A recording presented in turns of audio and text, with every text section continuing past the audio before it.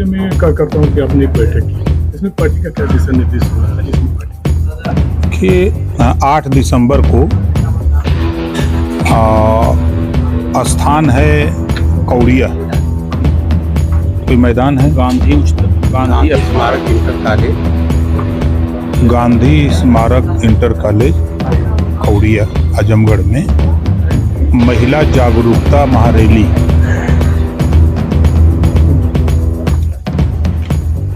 इसी कार्यक्रम की तैयारी को लेकर के यहाँ पार्टी के नेता लगे हैं, तो उन्हीं के कामों की समीक्षा कि क्या तैयारी हुई, अब तक कितने गांवों में चौपाल लगी, कितने लोग आने के लिए तैयार हैं, उसी पर अलग अलग नेताओं से जिनकी ड्यूटी जहाँ जहाँ दी गई थी उनसे बातचीत हुई है। सर, अगर हम राजनीति की बात करें तो आपके सहयोगी दल भारतीय जनता पार्टी और आप उत्तर प्रदेश के साथ साथ देश में निरंतर प्रगति कर रहा है। पार्टी भी जगह जगह अपनी सरकारें बना रही है। इसमें सूर्योदय समाज पार्टी का क्या होगा? देखिए, अभी आपने देखा बिहार में, अभी परसों में था, वहाँ भी महिला जागरूकता महारैली थी जिसमें लगभग 50,000 की भीड़ थी। उसके पहले भी हमने कल का कार्यक्रम अरवल जिले में था, एल्पा का मैदान था। उसके 1 महीना पहले हम लोगों ने नवादा में किया था रैली। नवादा जिले का वो मैदान था सीतामढ़ी। हम लोग बॉम्बे भी, पूरे देश में यूँ कह लीजिए कि आंदोलन को अपने जो अति पिछड़े हैं, दलित हैं, गरीब हैं, कमज़ोर हैं, अल्पसंख्यक हैं, ऐसे लोगों को समझा रहे हैं कि 33% रिजर्वेशन महिलाओं को लोकसभा और राज्यसभा से पास हो चुका है। आने वाले 5-6 साल के बाद ये रिजर्वेशन लागू हो जाएगा।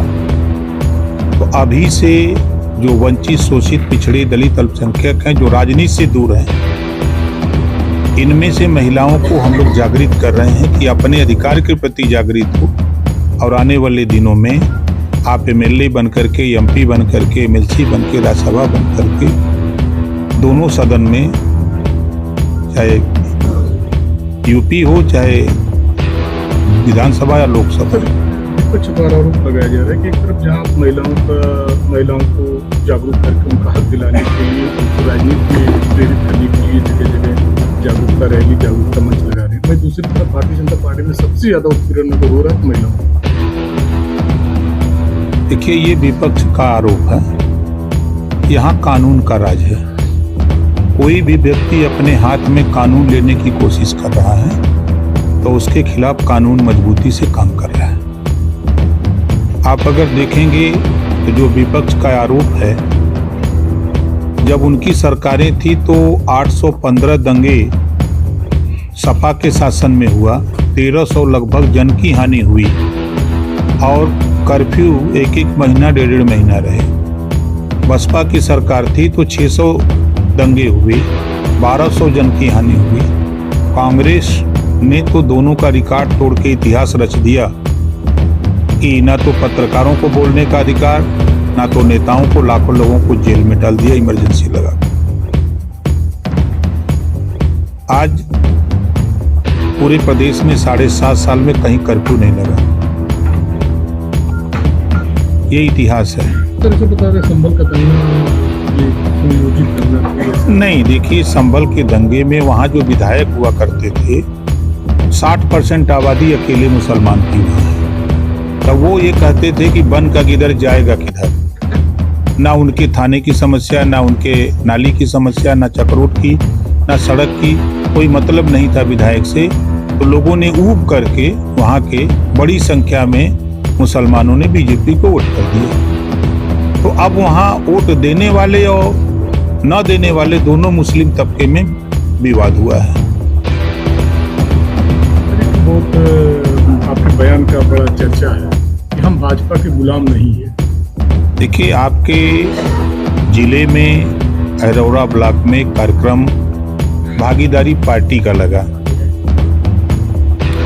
उस कार्यक्रम की तैयारी में जब हमारे प्रेमचंद प्रजापति जी, महेश प्रजापति जी और उनकी टीम क्षेत्र में घूमने लगी तो उनसे लोगों ने सवाल किया कि ओम प्रकाश राजभर भारतीय जनता पार्टी के गुलाम है, वो नहीं आएंगे, उनका आरोप था। तो जब उन लोगों ने हमको बताया कि ऐसे ऐसे साहब आएंगे कि नहीं आएंगे, हम कहे हमारे ऊपर भरोसा रखे, कार्यक्रम की तैयारी करिए। तो मैं उस कार्यक्रम में आया। तो आने के बाद किसी पत्रकार साथी ने पूछा तो हमने कहा कि भाई इस तरह का आरोप था और मैं भारतीय जनता पार्टी का सहयोगी दल हूं, उनका गुलाम नहीं हूं। एक और आरोप लगता है मंच के नीचे से। ये तो समाजवादी पार्टी की साजिश है। उस बयान के पीछे आप ध्यान से देखिए, जहां 25 गो पुलिस लगी हो, दरोगा लगी हो, हमारे साथ खुद 15 गो लोग हैं, तो क्या संभव है कोई मंच के नीचे शराब पिएगा? ये तो विपक्ष अब वो क्या क्या बना देते हैं भगवान मालिक है। तो अगर हम 27 के चुनाव की बात करें तो 27 के चुनाव में आपकी पार्टी की क्या भूमिका होगी?